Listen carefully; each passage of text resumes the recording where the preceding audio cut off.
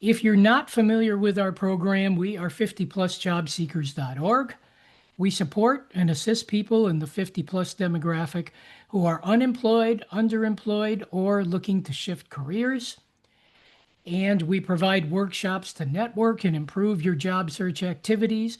We also offer sessions on available resources, current workforce topics, and employer spotlights. Our website again is 50plusjobseekers.org for upcoming events, resources, age-friendly employers, and job opportunities. In our presentation this morning is Successful Holiday Networking Strategies with coach, trainer, and author Paul Cecala. And Mr. Cecala will be starting here in just a couple of seconds. We work with several partners. We work with the Bellingham, Franklin, Worcester, and East Longmeadow Senior Centers. And they all provide support for our live on-site events. And Mass Hire Career Centers with 25 locations throughout the Commonwealth. You can work with their career counselors, and they provide opportunities for job seekers to meet with businesses. You can find your local one at mass.gov/career centers. So, and we work personally with the Springfield and Southbridge career centers. And we also partner with Operation Hope that provides financial counseling that is at no cost to you. But let me introduce our speaker for today, who is Paul Cecala. He is a certified global career development facilitator, corporate trainer, and he's a published author of 2 books. He's been doing career coaching since 1999, and he has assisted over 4,000 people in either changing careers or starting their professional lives. Paul's clients praise his expertise in project planning, job search, networking, and securing others for an interview. He's known for his listening skills and practical, pragmatic, and tactical coaching style. His latest book that you see pictured here, Take Control of Your Job Search, was ranked an Amazon #1 bestseller in its category and #2 best new read in 2024 for its category by bookauthority.com. He's presented over 600 seminars on topics ranging from career pathing, interview follow-up, and sales training to communications, leadership, management skills for organizations, including nonprofits and NGO organizations, universities and schools, networking and job search groups, and multiple libraries throughout the USA. So the bottom line here is, people, this guy's no slouch. He knows what he's talking about. So, having said all that, let me kind of pass the baton over here. Thank you so much for being here, and Paul, thank you so much for being here today. Great, thank you, Ken, Eric, and I really appreciate that. I said Ken accidentally there because I noticed a couple of people had some issues with their LinkedIn profile, and even Eric had mentioned he's got some. So Ken Lang is a great friend of mine and an expert on LinkedIn. He might be able to help you with, if you've got 2 profiles, combining them, making one inactive, whatever those kinds of things may be. But if you reach out to him and say, Paul sent you, he is going to do everything he can to help you with fixing up those profiles. Now, that So, and we can being, find him on LinkedIn, Paul? yeah, and I put that Okay. LinkedIn, Oh, okay, great. In the chat? yeah, Oh, right in yes, the I see chat. it there. Okay, great. Yeah, and I'm going to Oh, take also, another. can I just Go say ahead. one more thing I forgot to mention? Yeah, That we are absolutely. recording this presentation today, just so that you know. So, okay. Great. And along with that, I would most prefer that if you feel comfortable with putting your camera on, that would be really great because that will help me to see what your reactions are, but it'll also do better for networking purposes if I can see you and you can see me. So if you have questions, by all means, put them in the chat, or even better is to just unmute yourself and ask. I'm happy to take your questions as they come. I'd rather take them as they come so that I know I can answer them while we've got that slide on the screen. So let's dive right in. And, you know, I can tell you from my own clients' experiences, as well as from statistical background, the best time to get hired is January and February. There's a lot of reasons for that, and I don't want to belabor those reasons, but in essence, new year, new budget, new money to spend, projects that were on the back burner last year are on the front burner this year, and so people need to hire for all of those and many other reasons. What's most important for us to know, and let me tell you, today is the perfect day for having this particular presentation, and it's a perfect time for you to be here to hear it because it's the networking and the interviewing that you do in November and December that's going to lead to those January and February hires, right? So here you have the perfect opportunity to work really hard, redouble your efforts in networking, and that's going to give you the best productivity in your job search. Does anybody have any questions or thoughts on that in particular?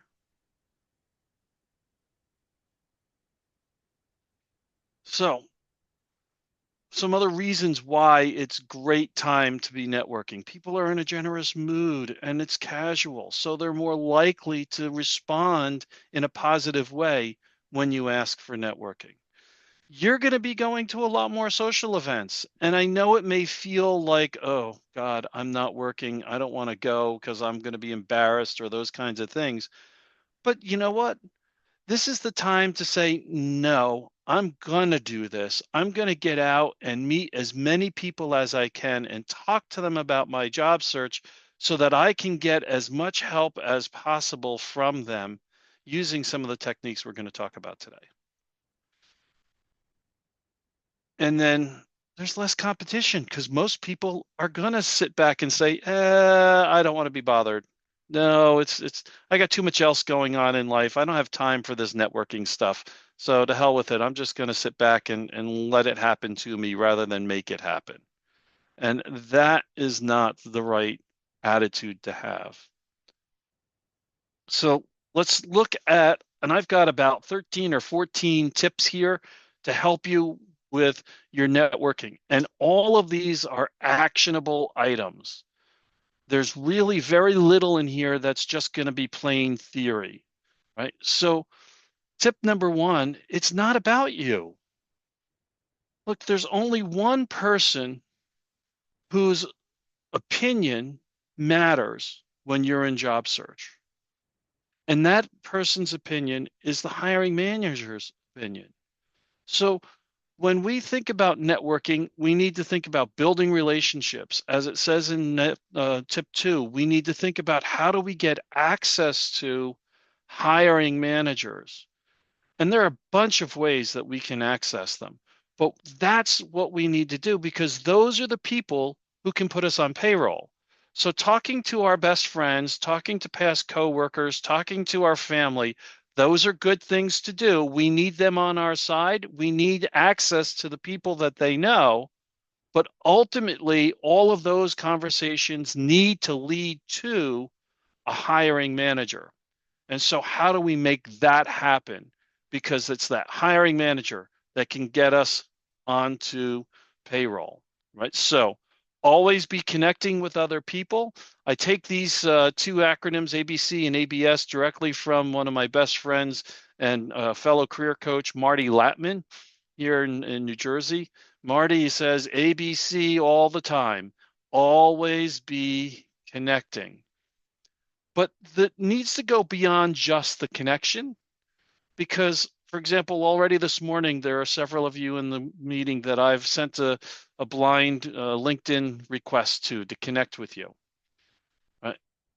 That's great if we connect, but if you or I don't take the next step and say, hey, let's have a conversation, let's get to know each other a little bit, there's no value in that connection. So the first step is to connect. We need to always be selling. Whether or not we want to be a salesperson, the truth is The job search process is a sales process, and the product is you. So how do you better sell yourself? Questions on any of this stuff? And I know this is basic. These, two tips are really, really basic. But here we get a little more into the meat. And I go back to Marty Latman because he's got this concept, and I love it, that we need to have 6 different introductions ready to go at a moment's notice. We need 3 introductions, a 10-second, 30-second, and 90-second, that are designed for people within our industry. Could be heavily jargon laden, things that you'll say that people in the industry will understand. But then we need another set of those same 3 that are designed for you and me and anyone who's not in the industry so that we understand what you're talking about. And I love to, equate the 10, 30, and 90 seconds to the news. This morning, as I was watching the Today Show, they said the governor's race in New Jersey is really heating up in this last day of campaigning. Stay tuned after the commercial to find out the latest polls. There's a 10-second teaser, right? It's designed to grab my attention and draw me into the story. When they came back from commercial, Savannah Guthrie said, one of the bellwether races for a test of Trump is the New Jersey governor's race, and it's getting nasty and heating up big time. We've got 3 reporters out covering the race. Let's go see where Mickey Sherrill is. And we went off to that reporter, right? So there's 30 seconds, a little more information, a little more of a grab, a little more of a tease, get you to want to pay attention to what's coming next.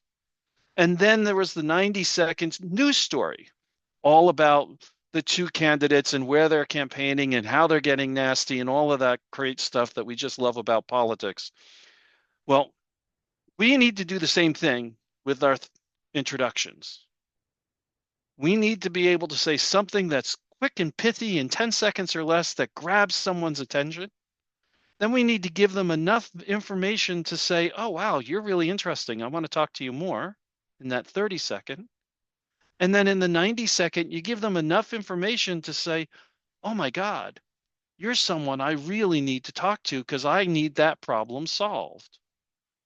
Right? So we need all 3 of these, and we need to be able to spit them out as if they're coming out naturally for the first time whenever you meet someone new. Right? And so then you can see on the right side of the slide, there are some of the components that would go into those different introductions. And they build on each other. So you need your introductions. How many of you, just a quick show of hands, how many of you have your 3 introductions ready to go and can share any of them with me right now if I asked? No, I'm not asking. Okay, a couple of you. Good, good. If you're not in that space where you can do it, you want to make sure that you get there and get there soon. And I'll give you an example of how important those 2 different ones are, the jargon versus the non. I had a client who, she said, my name is Charlotte Ann, and I am the bank's corporate loan adjuster or something like that. I forget the exact title that she used. And everybody was looking at it like, what the hell does that really mean? And after 6 months, I finally said, Charlotte Ann, you got to explain this to me because I don't understand what you do. And she said, all right, well, let me put it this way, Paul. You know that you have a credit score, right? I said, yeah, we all know what a credit score is, right? She said, well, there's the companies that create the algorithms for the credit score. And You just have to have the information, and then you can ask and find out what your credit score is. And companies ask for individual credit scores on different people all the time. I said, yeah, that makes sense. I get it. And that's how I get a loan. Yeah, she said, right. Well, there's no such organization for banks to turn to when it comes to loaning to companies. So they have to create their own algorithms and their own data sets. I'm the person that creates the credit score for banks on the companies that they want to loan to. Now I understand exactly what she does because she took that 90-second introduction and made it something that I could relate to. And now I can use that and help her to find her job. So, what's your introduction? And how would you say it in a way that anyone here on this call would fully understand exactly what it is you do? Any questions or thoughts on that? And by the way, the more interactive this is, the more you'll get out of it and the more fun it'll be for all of us. So please do ask questions. Go ahead, Midris. Did I say Midrace, that right? Midris, Midrace, sorry. Midrace. Yeah. So, basically when, people ask me what I do, I'm basically a project program manager, project manager. My specialty is keeping managers on track and out of the weeds and the rest of the team moving forward, keeping to timelines and whatnot. So my manager has all those responsibilities to the stakeholders, and I have all my responsibilities to cross-functional partners and keeping them all abreast and on time and on track.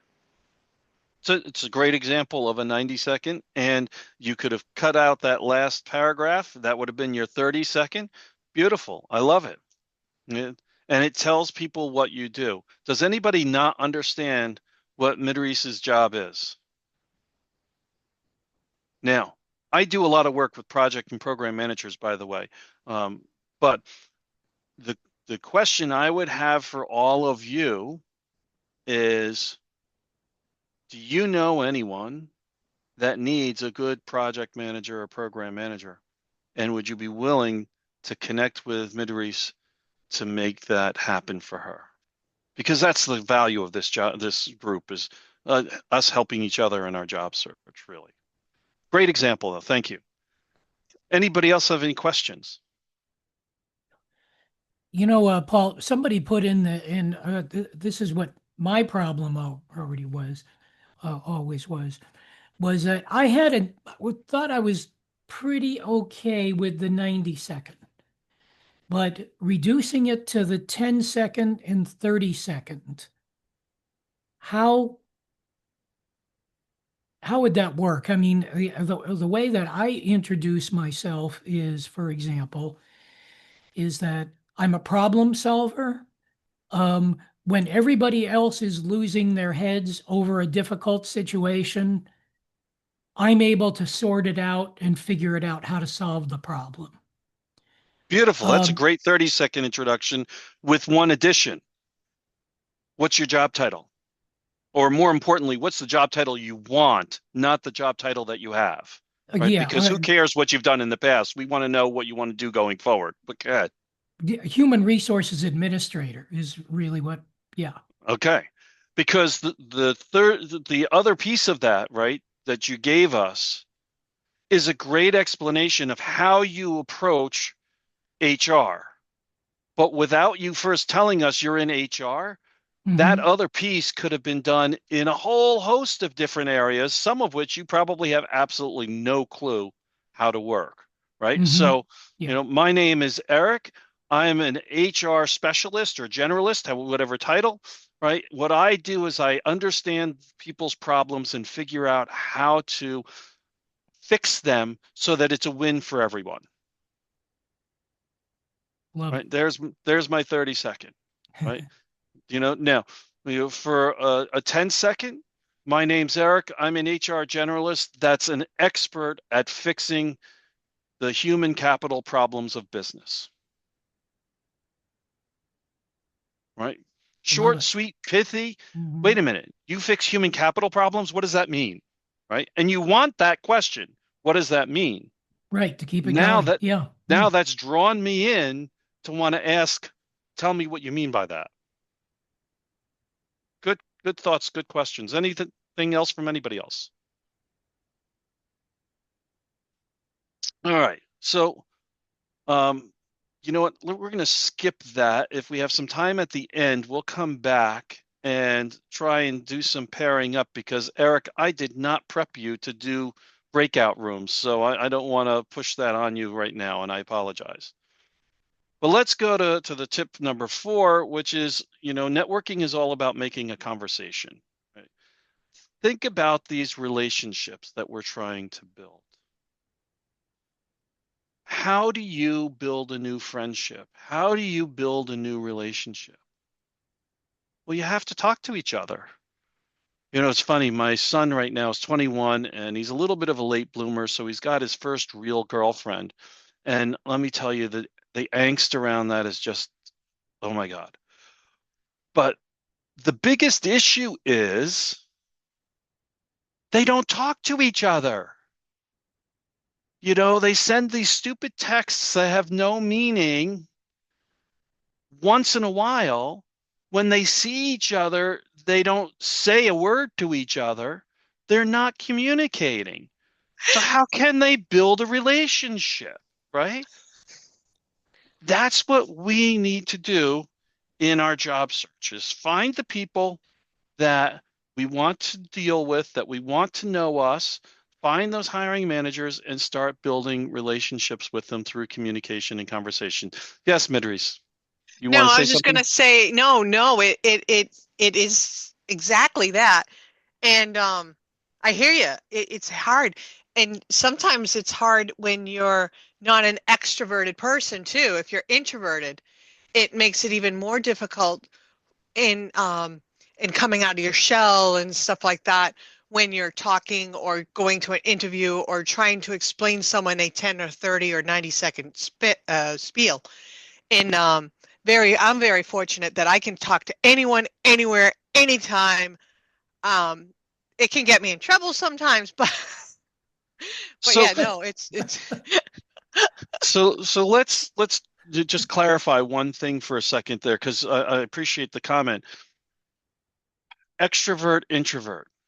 Oftentimes we're using those terms inaccurately, right? And the true definition of an extrovert is I get energy and get excited and have more, interest when I'm in a group. And when I leave that group, I'm excited and I'm ready to go, right? An extrovert builds their energy from other people.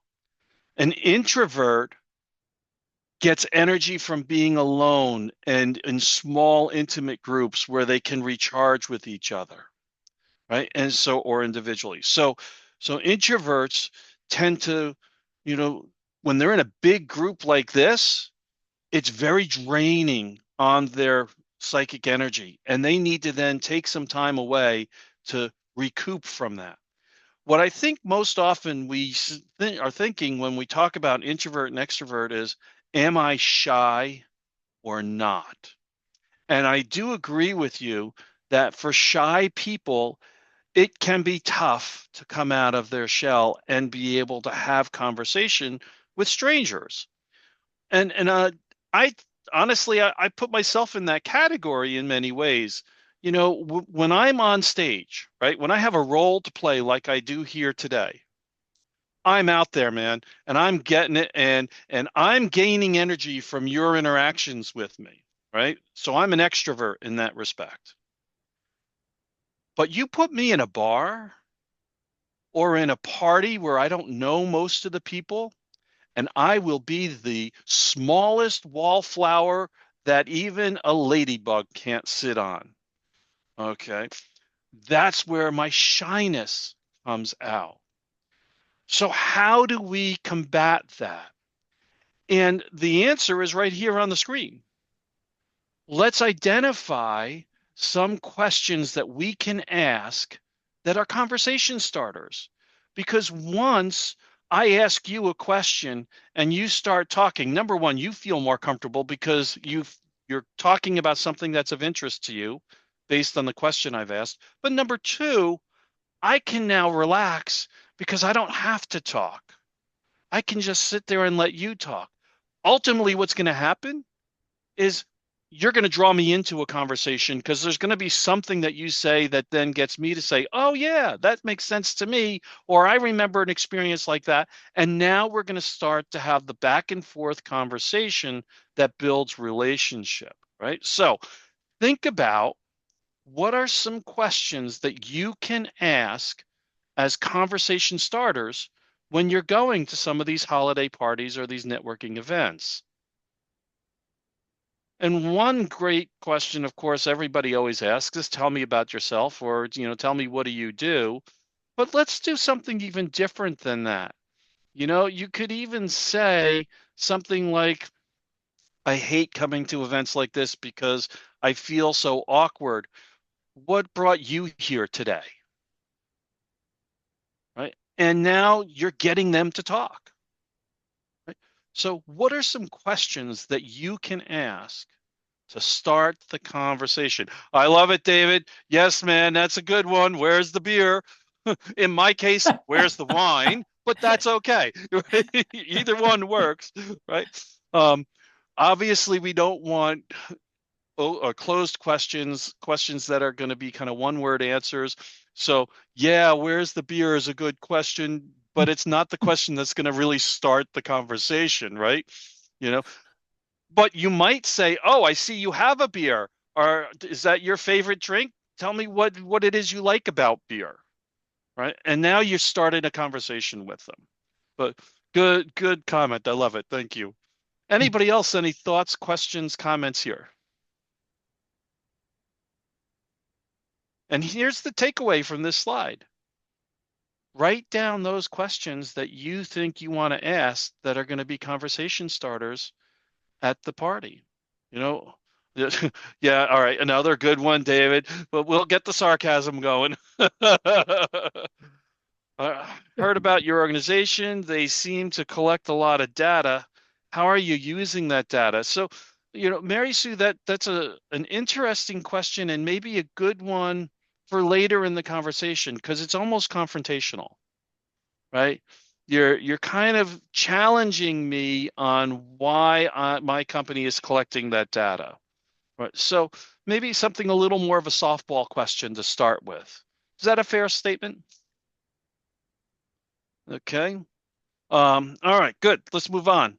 So here are some questions that I like to use. What are your plans for the holidays? Tell me about your family's traditions, right? What's your favorite holiday movie or song? Who doesn't have a favorite, right? One of mine from when I was growing up, right? What's the favorite food of the season or your fondest childhood memory? You know, uh, by the way, Amy and all of you, if you're interested in any of the slides, all you need to do is connect with me, request them. I do ask that you email me the request for the slides, and I'm happy to share them with you. So you can, get them on, not have to worry about taking pictures. Sorry, that's my tongue got tied there.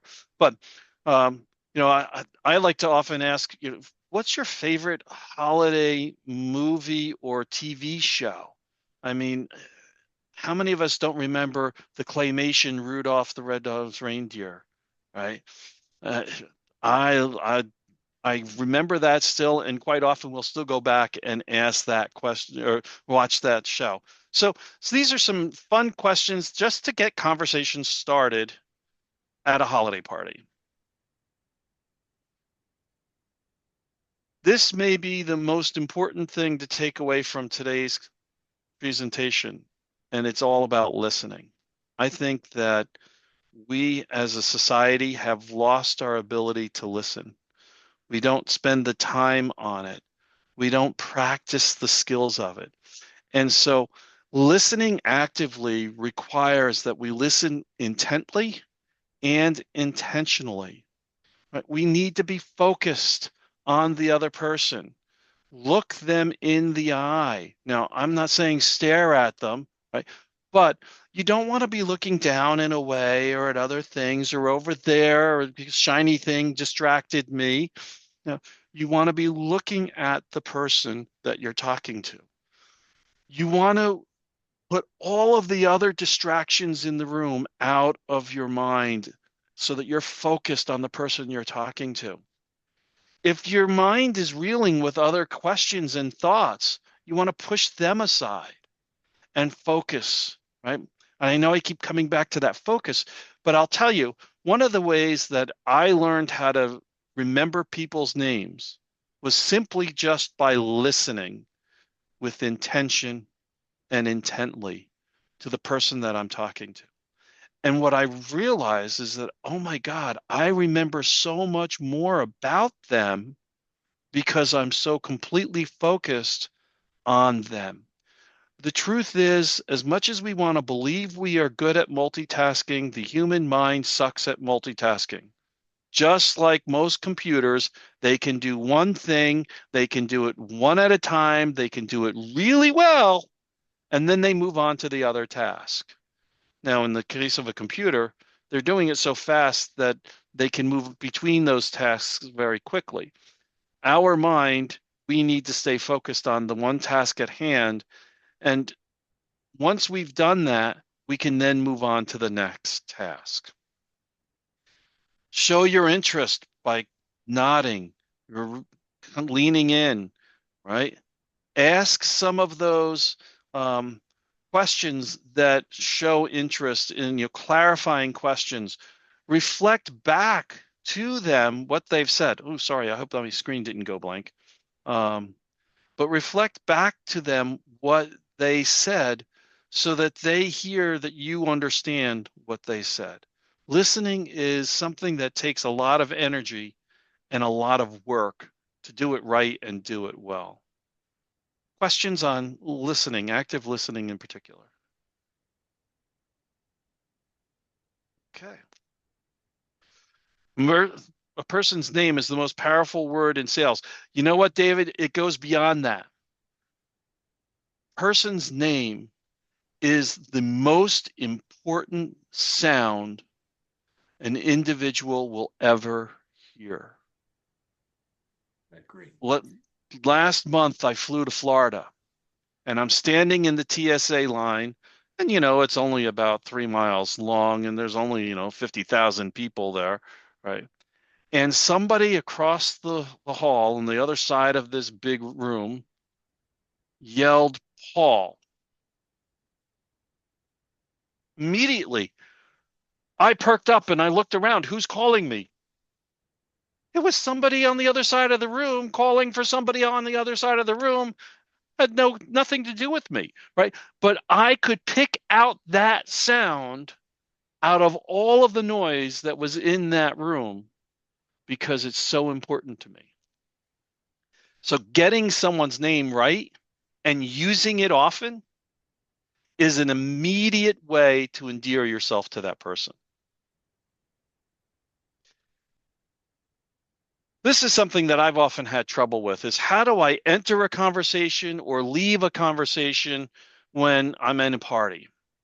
And so one of the ways that you can do that in person in a party is you stand aside, kind of get a sense of who's kind of leading the conversation in this group of 3 or 4. Then stand opposite them and start to look at them. Don't stare, but look at them. And as they're talking, nod your head and gesture like you understand and you're paying attention to what's going on in that conversation. And at some point, either they will invite you into the conversation or there'll be enough of a lull that you can invite yourself in by saying, hey, I remember something like that, or, acknowledging their conversation and something about what they're talking about. And then you can say, by the way, my name is, and introduce yourself to everybody and get to know them. Right. So it's a simple way of kind of getting into the conversation to get hard of hearing. I know they're talking to me. Yes, you're right. I love it. You're too young to be hard of hearing. um, how do you leave the conversation? And especially when we're at a networking event, we want to make sure that we get to meet as many people as possible. We want to talk to as many people as possible, right? So, you know, it's easy to say and polite to say after a few minutes of conversation, this has been really fascinating. I'd love to follow up with you. Let's exchange contact information and we can talk further next week. But at the moment, there's someone else I'd like to meet as well. Is there anyone else here you want to meet? Maybe I can introduce you to them. Right? And now you're moving the conversation to the next place, to the next person, right? If that's not going to work or you can't get that, an easy thing is, hey, you know what? I need to get a drink. Do you want anything? Great. I'll see you later. Let me go get my drink. And you never go back to that person. You go on to the next one, right? Do go get a drink because they'll watch you. But you can just move on to the next person at that point. How does some of this tip 6 resonate with y'all? Can you see yourself doing this? And I'd love to hear from other people other than David or Midris. I want to hear from the two of you too, don't get me wrong, but I'd love to hear from others. Thanks, Paul.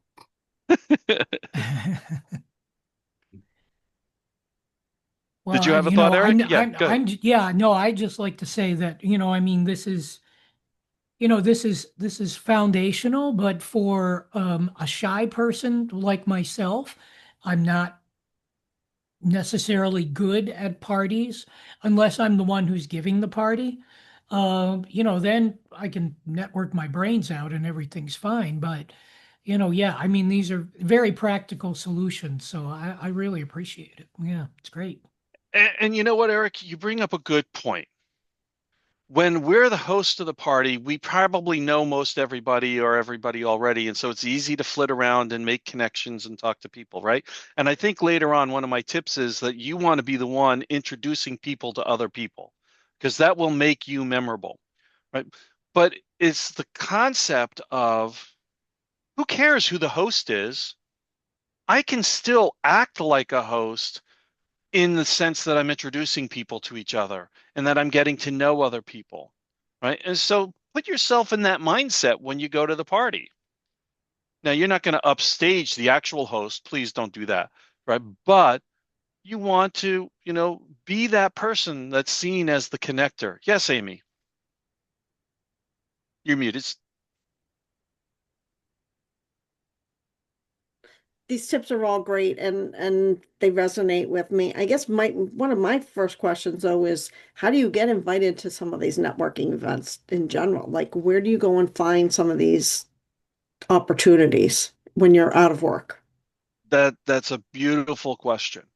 And meetup.com, right? There's all kinds of meetup opportunities.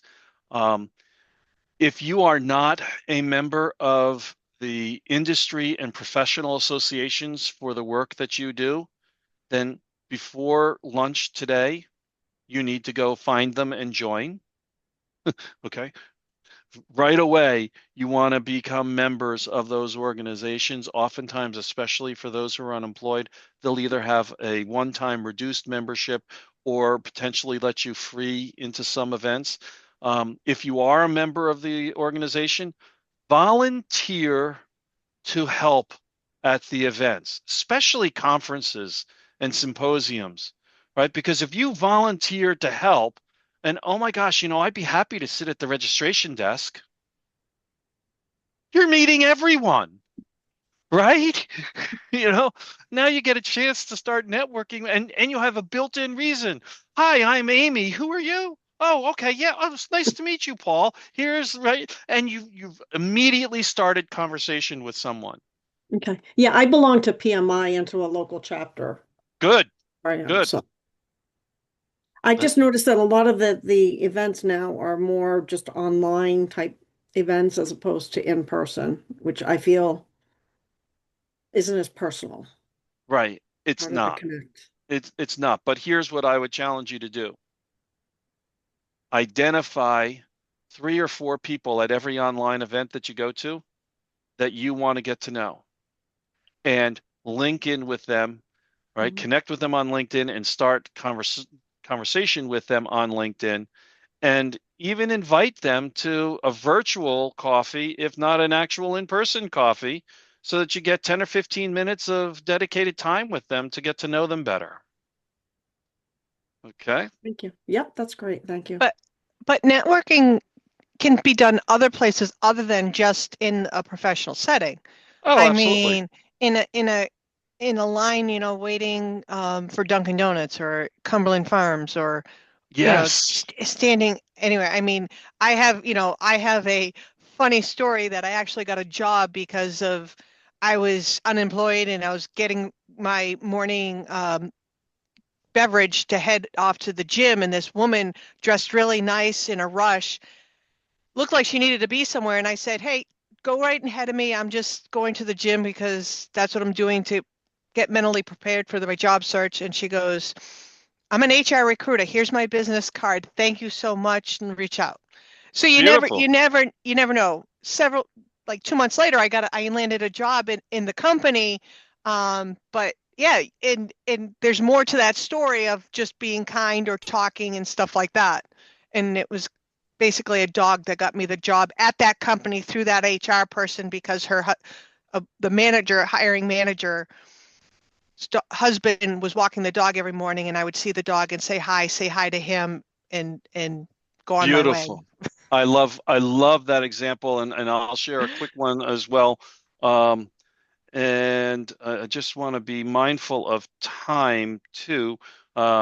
We've got what, 15 minutes or 45 minutes, Eric?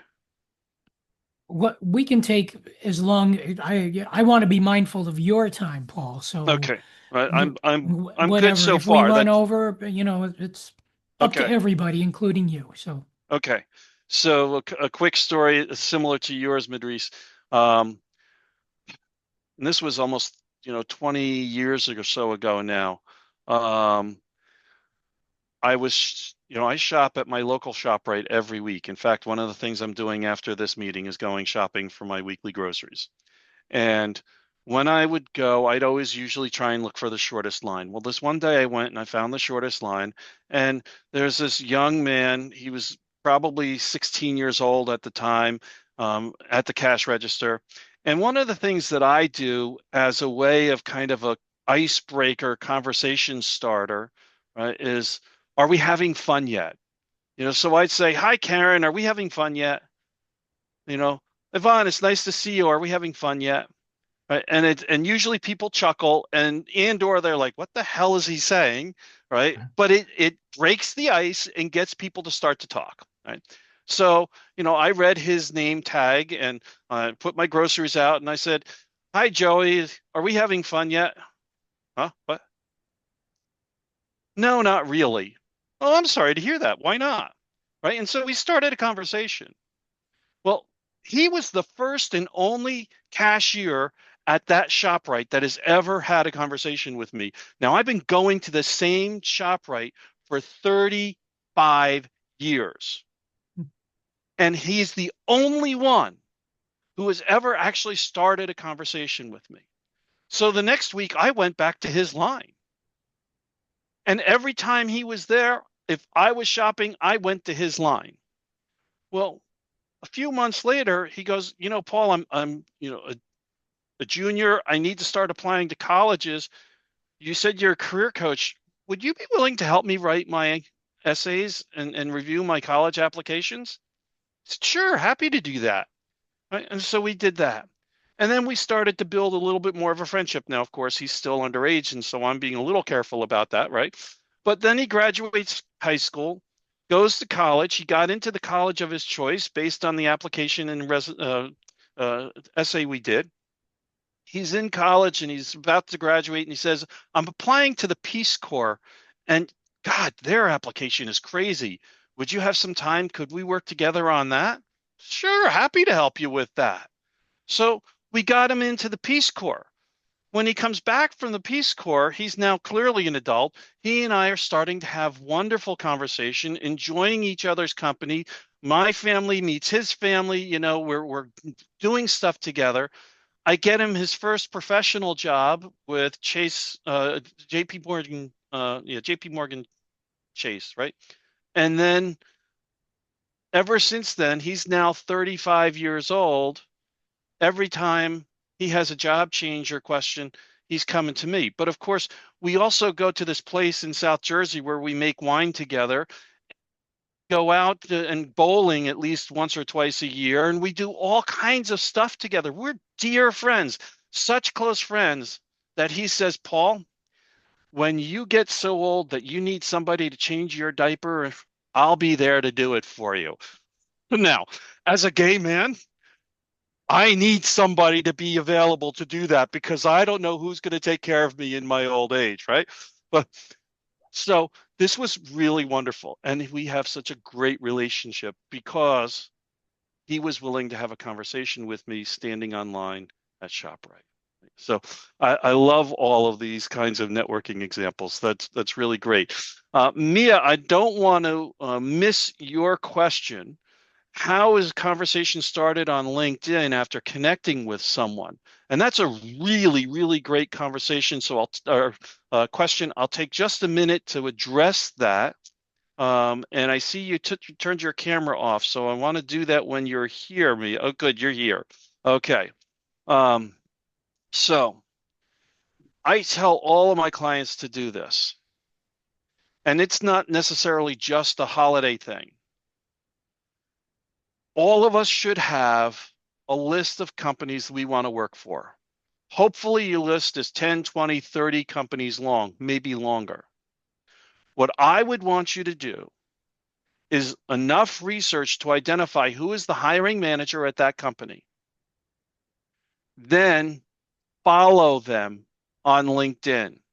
Follow the company on LinkedIn.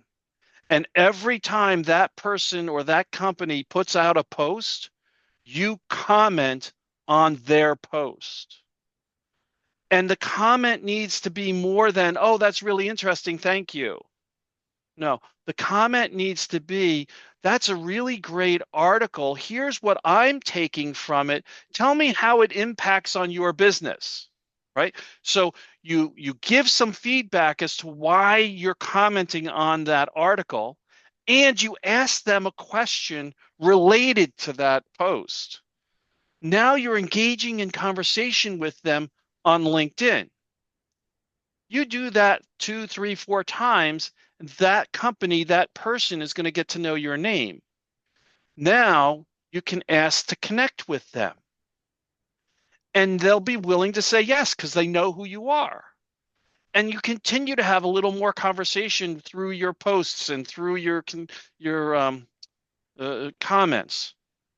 And then you can say, gee, I've really been enjoying all this conversation we've had. Would you have 10 or 15 minutes to visit with me? I'd love to learn more about your organization. Now, notice I've never said anything about I want a job, right? But I'm getting to know that person. I'm building relationship with that person.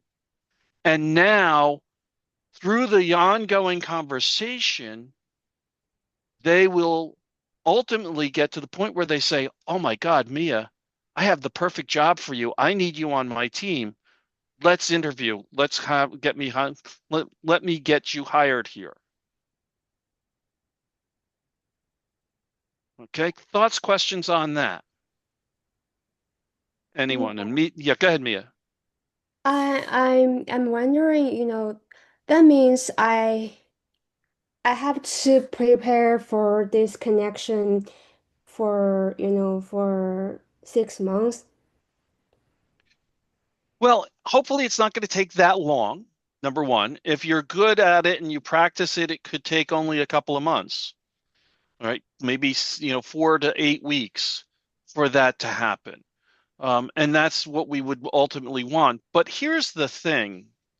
While I know, Mia, you're looking for a job now, and all of you need a job today, not tomorrow. I fully understand that. Yeah. Networking is not, I do it when I'm job searching thing. Networking is something that we do all the time. We never stop networking. I I tell all of my clients, the first day of your new job search is the first day of your new job. all right, give yourself a month to get settled. Then start looking for your next job, because you don't know how long it's going to last.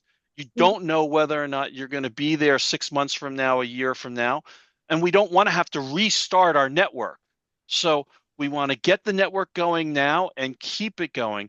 But I'm telling you, if you do a good active job of this, 3-4 hours a day of this kind of networking, within 2 months, you'll be talking to hiring managers, and with 3 or 4 months, you'll be interviewing with them. Mm-hmm. But thank you. But I have another question. Like, we try to have networking with other people, maybe like to get a interview referral. Why not we just try to make a network with the hiring manager? You know what I mean? So the networking with other people is designed, or your goal with those other people is to get them to introduce you to the hiring manager. Now, that doesn't mean we're using them and using that relationship solely for that purpose, right? But Yeah. one of the things your goal is to get them to introduce you to the hiring manager. So, let's say, for example, you wanted to work at Eric's organization, right? And so now you get to know Eric well enough, and he can't hire you, but he knows there's a position available that you would be a good fit for, even though it's not open right now. Mm-hmm. So he'll say, you know what, Mia, I think you're the perfect person to work here and work in this role. Or you guide him to this response.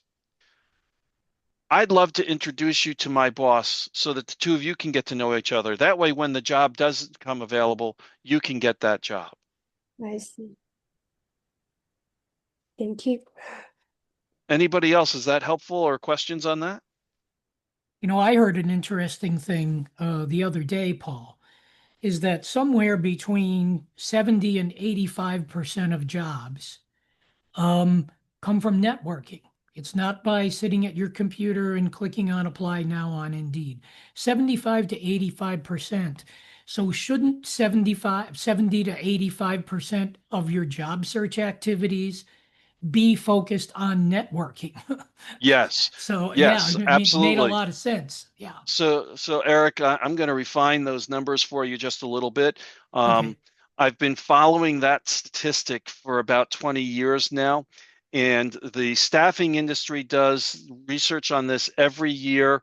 Usually, either the U.S. Department of Labor or the New Jersey, or probably your state Department of Labor, will also put this kind of a statistic out once in a while. And the numbers have generally stayed the same for the 20 years that I've been tracking this. They vary a point or two every year, but there are four primary ways to find a job: an online job search, talking to recruiters, networking, going directly to the hiring manager. Now, if you're in an IT or technology role, online job search is successful 12 to 15% of the time. If you're not in an IT role, and that's most of us, network or online job search is successful less than 7% of the time. So let's just call that a round number. 10% of people find their job by applying online. 15% of people will find their job by talking to a recruiter.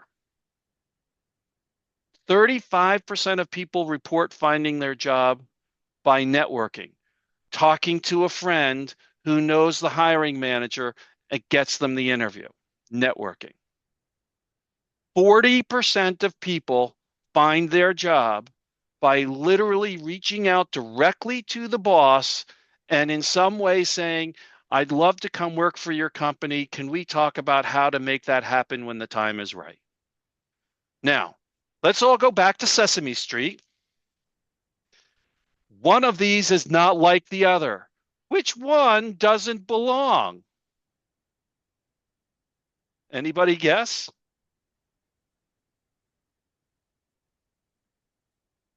The online job search is the one that's Yeah. different, Mm. because that's the only one that does not involve talking to people. So I want you to get off your computer and I want you to go talk to people. That's what's going to get you a job. Now, people are always saying, but Paul, I don't know the hiring manager at all of my 30 companies on my target list. Okay, then I'll allow 20% or 30% of your job search time to be spent on researching to find out who those hiring managers are so that you can then go talk to them. But once you start to get to know who they are, you need to be spending less and less time on the computer and more time talking to people. But even in that scenario, I want you to spend only 10% of your time applying to jobs online. How does that resonate? At least I see David is shaking his head. Yes, that's good. Okay, let's move on. This is another important aspect of networking. In order to best get help from other people, you need to first help them. So, for example, with recruiters, if they've got a job opening and you're not a fit, but you know someone who is, then make that connection. Introduce them to people. How did I start this presentation? I know there's 2 or 3 of you that have issues with your LinkedIn profiles. Let me share my LinkedIn gurus with you so you can get those profile issues fixed, right? Yes, Kathleen, you're muted, but go ahead and tell us. Sorry, I have had LinkedIn. I have 3 profiles. I have been trying to merge them since like the end of 2023. And I have spent, like, I can't even tell you how many hours. And it is virtually impossible to get through to a human being, and their customer service hasn't even. Totally agree with you. They respond and they don't even, like, it's like they haven't even To read what I wrote. Totally agree with you. And I don't Yeah. want to get into how do we do Yeah. that now. That's But fine. if you reach out to Ken Lang, my buddy Ken Lang, and you say, Ken, Paul said I need to talk to you, Ken will help you. Now, his help honestly may be your SOL, it can't be done. I don't know, right? But he will know how to deal with that issue and help you to fix it, whatever is the right way to get it fixed. All right, I'll Okay. connect with you So afterwards. Thank you. yes. So give before you receive. That will endear you to those other people. They'll feel indebted to you, and now they'll want to help you. Madris, did you want to say something? I just gotta ask, have you told Ken that he's to accept all connection requests on LinkedIn, especially a day that you conduct a session or something like that? Do you tell He and I are good enough friends. We're constantly referring people back and forth to each other, so it's all good. It won't be an issue, I promise you. Okay. Okay. So give before you receive, right? And some ways that you can give. If you know someone, make that connection. If you've received some intelligence on your industry that you think the other people who are employed in the industry would want to know, share that with them. Because now you're becoming an expert that says, oh my God, Karen is the perfect person. She knows exactly what's going on in this industry and can help me solve all of my problems, right? So share that information that you learn through your job search. And let me tell you, if you're doing a good job networking, you're going to get a lot of industry intelligence that you can share with other organizations. Now, obviously, if it's proprietary, you have to be careful and not do that. I'll give you all the right, but there's a lot of information you're going to be able to share. By the way, another place to get that information and do some good networking, the vendors that supply products to your industry are probably doing product information sessions. Like Microsoft, whenever they produce a new product or a major update, they'll go around and have free sessions where you can come and learn all about that product, right? Attend those sessions. That's where people who are employed are going. Not only will you learn what's the latest, greatest, but you'll get to meet other people who are employed. Okay. And yes, David, this is a good way of closing a conversation when you're ready to move on is, hey, by the way, let me introduce you to, or, hey, have you seen this information? And now you can share that with them. So it's a great comment. All right. Anybody else, anything on this?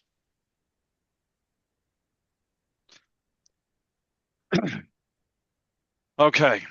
I know I keep saying this. This is really important. Keep the conversation going. Right? So networking isn't a one-time deal. We have to keep that conversation going. Right? Now, that means you're going to be talking to a lot of people and you're going to be following up with a lot of people, and that you're going to need to keep setting up a new conversation date with everybody. When we're done, Eric and I will probably do a postmortem today, maybe not today, maybe we'll do it next week. But when we do have that postmortem, you know what I'm going to be doing? So, Eric, when do you want me to come back and talk next? And what topic should we do? And we're going to set that date right then and there, because I don't want to wait 3, 6, 9 months and all of a sudden we forget about each other because we get so involved in life. Right? So I want to have that set up. I need to keep the conversation going. I'll share a quick story about this. Somebody got a client of mine, he's 25 years old. He got the thanks but no letter after the interview. He said to the hiring manager, "You are the #1 company on my list of target organizations. Come hell or high water, I am going to work for this company before I die. I want to keep in touch with you because I have learned so much about you and about this organization. I hope you've learned a lot about me. I think we can continue to help each other professionally. Let's keep the conversation going. Can I keep up with you once a month or so as I go through my job search?" The hiring manager was surprised and impressed and said, "Yeah, sure." Every month, "Hey, just reaching back, let you know I still haven't found a job. Here's some interesting information I learned, thought you might be interested in that. Hey, here's where I've been applying recently, haven't gotten the job yet, but this is what I've learned about the job search process, and I thought that might be of interest to you." Right? And he kept having conversation every month with this hiring manager. 6 months after he got that no rejection, he gets a job. The day that he's about to send an email to that hiring manager and say, "I'm excited, I just started 2 weeks ago at a new job," the hiring manager calls him. "The 46-year-old that we hired didn't work out. I don't want to interview anyone else. I don't want to advertise this position.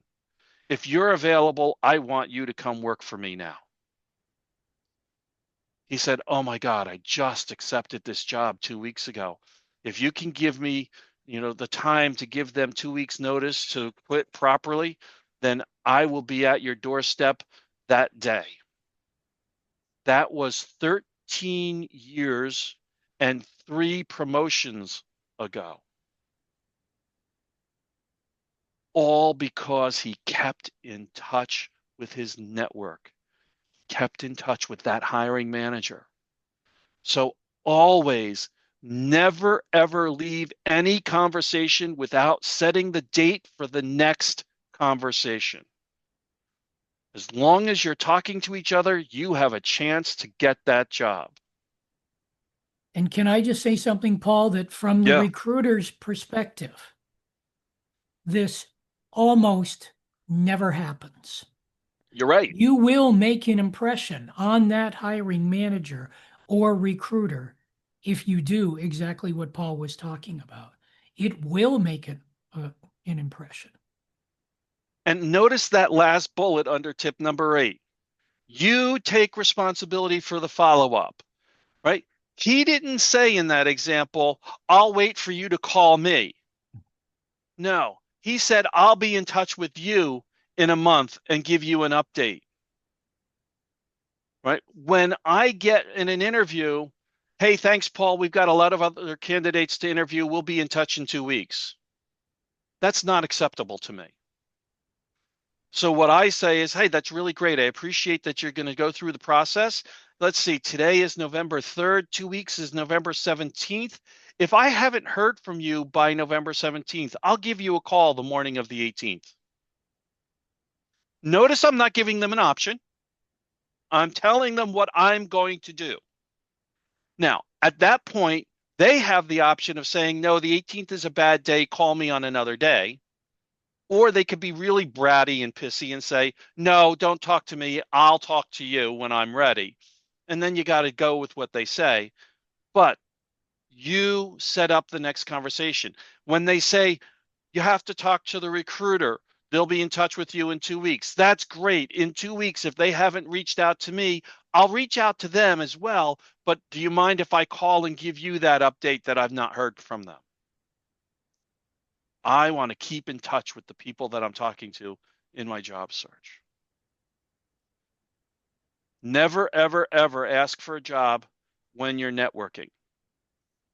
Because here's the deal. Yvonne, do you have a job for me? I would love to be a recruiter at a college. Can you hire me?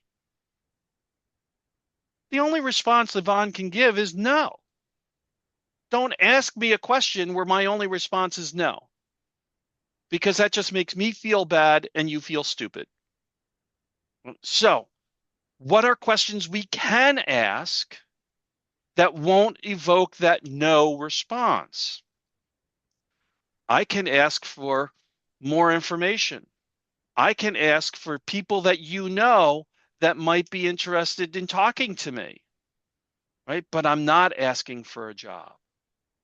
I'm never, ever asking for a job. Questions on any of this stuff? We're almost done, and I appreciate you sticking with me. Follow up, follow up, follow up.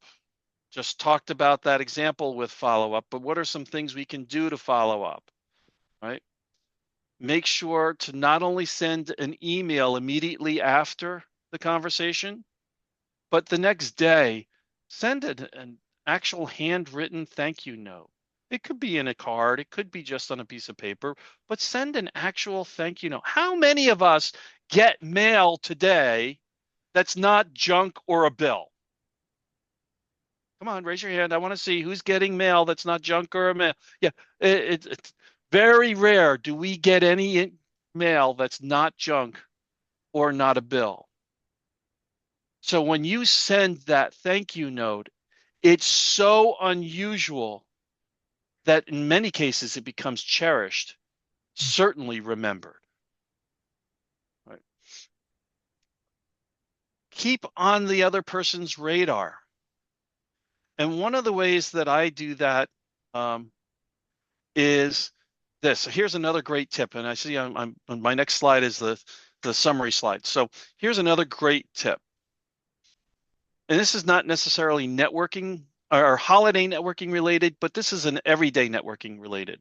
We want to make networking a part of our standard routine. When my husband was sent home for COVID, he said, you know, what makes me stand out as a manager at UPS is that even though I don't know the answer to all the questions, I know where to find the answer to all the questions. I know the people. And the reason I know the people is because when I'm walking through the building, I say hello to everybody. And I stop and talk with anyone who wants to have a chat. And when I go and get coffee, I'll usually swing by 2 or 3 desks and say, who wants a cup of coffee? Let's go. And they all go together and they're chatting. And they just go and get their coffee and go back to their desk. But in that 3 minutes or 4 minutes that it took to do that, they're chatting. He said, I don't have that opportunity anymore because we're all working from home. So what he did was create a list, and this is what I want you to do. Create a list of the 50 people who are most important to your professional success in your network. And on Monday, I want you to reach out to the top 5 names on that list. And your reach out is going to be, hey, not dead yet. Hope you're not too. Let's chat. Okay, wait, no, you're not going to say that. But you are going to say something like, hey, it's been a while since we last spoke. I was thinking of you the other day. I thought I'd reach out. I'd love for us to have a quick cup of coffee or a quick chat this week. Give me a call. By the end of the week, at least 3, oftentimes 4, rarely all 5 will call you back and you'll have a quick conversation. 5 minutes, 10 minutes, that's all it needs to be, right? But you'll update each other on what's going on in each other's life professionally and otherwise. And then you can learn from them what's going on in the industry so that you can have more information for your search, right? Then the Monday after that, take the next 5 names off that list. Hey, not dead yet. Hope you're not too. And the Monday after that. And the Monday after that. Every Monday, you reach out to the next 5 names on that list. In 10 weeks, you will have reached out to all 50 names, and you've probably spoken to 30 to 40 of those people. You're now top of their mind. They know you're looking for a job and what job you're looking for. And when they see or hear something, they're going to reach back to you and say, hey, guess what? At the end of those 10 weeks, it's been 2.5 months. You go back to the first 5 names on the list. Hey, it's been a couple of months since we spoke. Let's chat again and give an update. And if you do that for the rest of your career, you will have the most active and productive network you can possibly imagine, and you will never be without a job again. Promise you that. Okay, so there's my 10 tips for networking. Oh my God. And look, there was the bonus tip, that whole 50 names list. I forgot I put that in there as a bonus for you. So, any final thoughts, questions, comments that any of you have on anything that we've discussed today?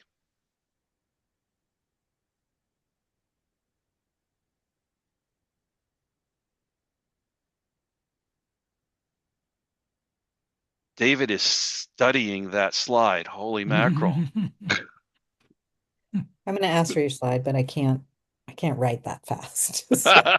That's okay, Kathleen. Can you share the one before with the script, the outreach script? Thinking of you, I like that as far as thinking. No, I guess Oh wait, this one. There we that go. one. Yeah. Yes, thinking of you. Yeah. Notice, how can I help you? Every single Mhm. networking conversation is, what can I do for you? What can I do for you, Paul? You know what, David? Thank you for asking. I You're know. welcome. What you can do for me is this. Hopefully, from this conversation, you think that Paul's the greatest friggin' career coach in the world. I'll And if yell your name out across an airport, sure. Cool. But if any of you know anyone who you think would value the kind of practical, pragmatic, tactical advice that I give in job search, I would be more than happy and appreciative of you sharing my name and contact information with them. That's what you can do for Absolutely. me. I sent you a link earlier, so There we let's hook go. up and yeah. So my book is 20 worksheets on how to conduct a job search, starting with what do I want to be when I grow up? And by the way, every one of us on this call need to ask ourselves that question every 5 years. What do I want to be when I grow up? Because we change, and so that's going to change. So worksheet 1, what do I want to be when I grow up? The last worksheet is how do I ace the interview? And everything that is needed in between to conduct a successful job search, including how to project plan your job search so that you have a true methodology and you can see step by step, how do I move forward and that I am moving forward in my job search. There's my contact information. I am going to drop that into the chat one more time. I did earlier as well, but there it is again.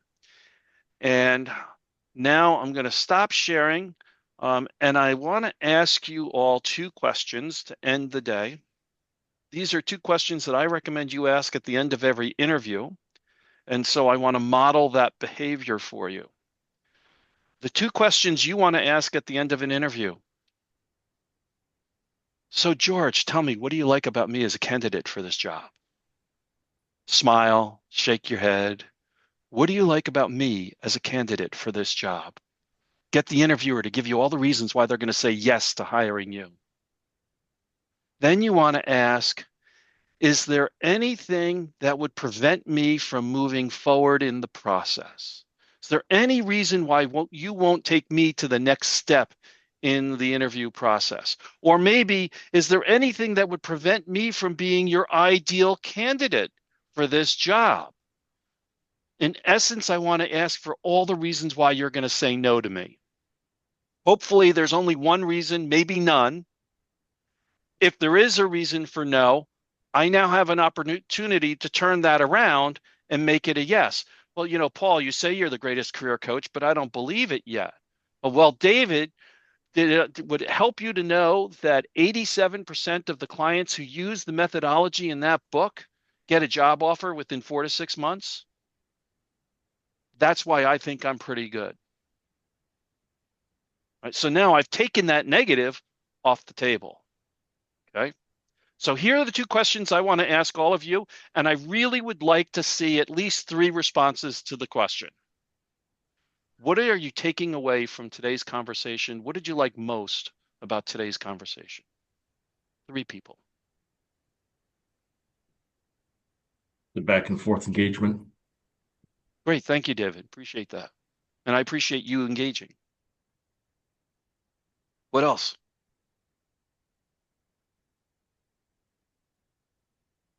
The take action pieces that you've presented. Great. I appreciate that, Amy. And that's really powerful and important that you're getting the action steps from it. Beautiful. Thank you. Anyone else? The stories that help us better picture the tips that you're sharing. Thank you, David. I'm going to ask for one more person other than David. And the willingness to put yourself out there with like your email and all that stuff, our contact information for us to reach out to you. I already sent you an email asking for the slide deck. So Beautiful. Beautiful. Thank you, Midrees.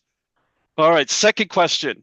Anything you'd like to see me do different or better in the way I conduct this conversation? And I truly ask that with the goal of getting some good feedback, because the only way I can improve on my craft is when you tell me, Paul, you screwed up and here's how you can fix it.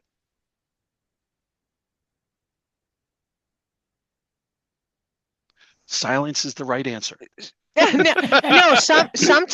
Sometimes when there's too much on a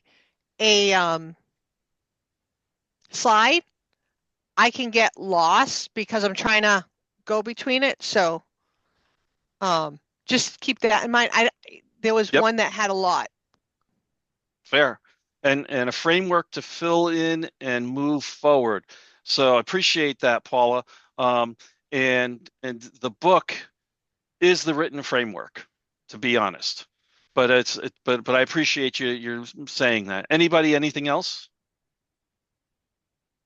Well, guys, thank you so much for your time. I really hope that I've inspired you to go out and do an active job search where you're talking to as many people as you can, because that's going to get you employed so much faster. If you need any help, I'm always here. My first conversation with everybody is always at no cost. And I also tell everybody this, and I mean it. If you have a quick question that I can answer in 5 or 10 minutes, for God's sake, ask your damn question. I'd rather you get the answer and move forward than sit there and flounder and maybe lose out on a job. So thank you. Have a great holiday season. Have a great networking season. And I hope to hear that you're all employed in January.